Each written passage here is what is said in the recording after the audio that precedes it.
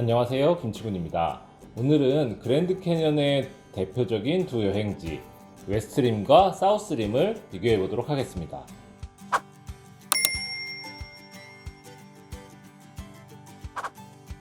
먼저 결론부터 말씀드리면 가능하다면 사우스림부터 가세요.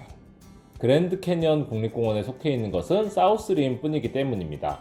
웨스트림 같은 경우는 국립공원에 속해 있지 않고 후알라파이 인디언족의 자치구역에 속합니다. 지금 지도에서 봤을 때 이 오른쪽에 있는 곳이 사우스림이고요, 왼쪽에 있는 곳이 웨스트림입니다. 보시면 아시겠지만 사우스림 같은 경우는 굉장히 캐년의 깊이가 깊어요. 그런데 아무래도 웨스트림 같은 경우는 초입에 있다 보니까 캐년의 깊이가 상당히 낮습니다. 이게 웨스트림의 풍경만을 보면 와 정말 웅장하다 라고 할 수 있는데, 사우스림의 풍경과 같이 비교를 해보면 웨스트림이 상대적으로 초라해 보이는 감이 없지 않아 있죠.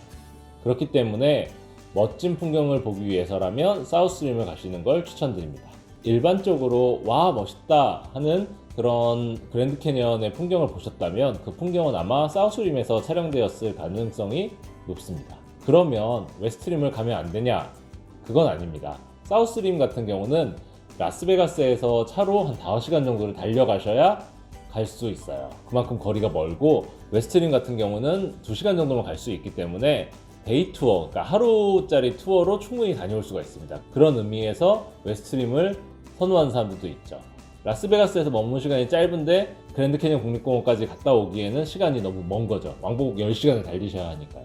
그런 손님들이 많다 보니까 웨스트림은 데이 투어가 많이 발달해 있어요. 라스베가스에서 출발해서 웨스트림까지 가서 여러 뷰포인트를 보고 스카이 브릿지를 보고, 그 다음에 돌아오는 투어부터 해서 라스베가스에서 출발해서 헬리콥터를 타고 미드호수를 지나서 그랜드 캐년 웨스트림으로 갔다가 풍경을 보고, 투어에 따라서는 착륙해서 피크닉을 즐기기도 하고, 아니면은 내려서 콜로라도 강에 가서 래프팅을 하기도 하고 여러 뷰포인트를 돌기도 하고, 이런 식으로 웨스트림은 상당히 투어들이 많이 다양합니다.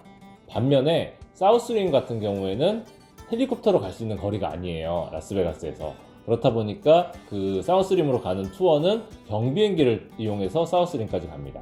그래서 경비행기를 타고 사우스림에 도착한 다음에 거기서 이제 다시 내려서 투어 버스로 갈아타거나, 아니면은 사우스림의 공항에서 출발하는 헬리콥터 투어를 타고 그랜드 캐년을 보시거나 하는 형태로 운영이 됩니다. 아니면 아예 라스베가스에서 새벽같이 출발해서 도착한 다음에 뷰포인트를 두 곳에서 3곳 정도 둘러보고 다시 돌아오는 이런 형태의 버스 투어도 있죠.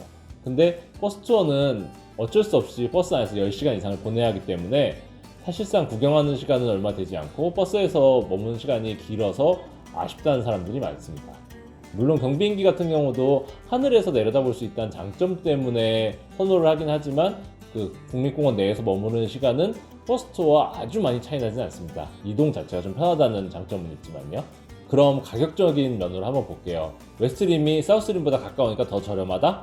그렇지 않습니다.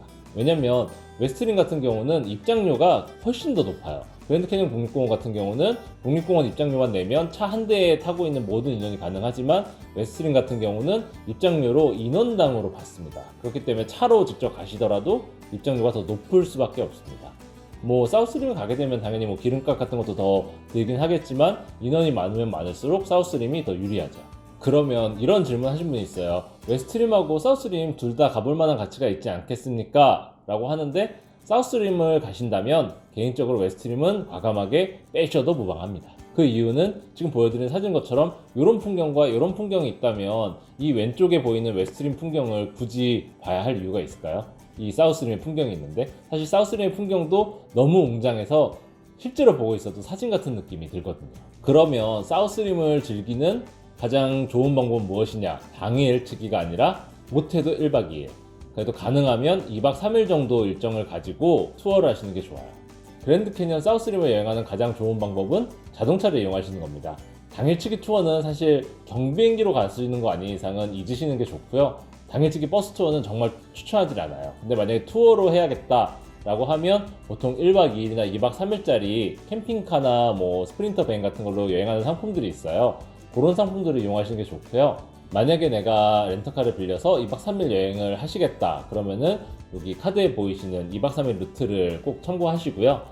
요렇게 2박 3일로 도시게 되면 그랜드 캐니언에서 더 많은 시간을 보내실 수 있고, 뿐만 아니라 뭐 엔틀로프 캐년, 호스주 밴드, 브라이스 캐년, 자이언 국립공원까지 모두 가실 수가 있기 때문에 충분히 이런 시간을 내시는 게 좋아요. 아무래도 여기까지 오셨으면 하루 만에 후다닥 보고 가는 게 아니라 그래도 그랜드 서클의 메인 관광지라는 곳들은 보시는 게 좋으니까요. 만약에 내가 그랜드 캐니언 국립공원을 렌터카로 갔어요. 근데 물론 그 전망대에서 보는 풍경들이 엄청 멋있지만 하늘에서 보고 싶다 하시면은 그랜드 캐니언 국립공원 공항이 빌리지에서 남쪽으로 한 10분 정도 떨어진 곳에 위치해 있어요. 여기에서 출발하는 헬리콥터 투어나 경비행기 투어에 참여하시면 돼요. 여기서 출발하시면 바로 그랜드 캐니언 사우스림 위를 둘러보실 수 있기 때문에 멀리 라스베가스에서 날아오는 것보다 여기서 짧게 30분, 50분 정도 투어를 하시는 게 더 많이 그랜드 캐니언 사우스림을 보실 수 있는 방법입니다. 그러면 어떤 결정을 하셔야 되는지 이제 감이 좀 오시겠죠? 웨스트림을 폄하하는 게 아닙니다. 사우스림이 그저 더 좋을 뿐이에요. 그랜드 서클 여행에 조금 더 도움을 받고 싶으시다면 그랜드 서클 2박 3일 루트를 참고하시고요. 추가적으로 엔틸로프 캐니언 비교도 함께 보시면 아마 도움이 많이 되실 겁니다. 구독해 주시는 것도 잊지 마시고요.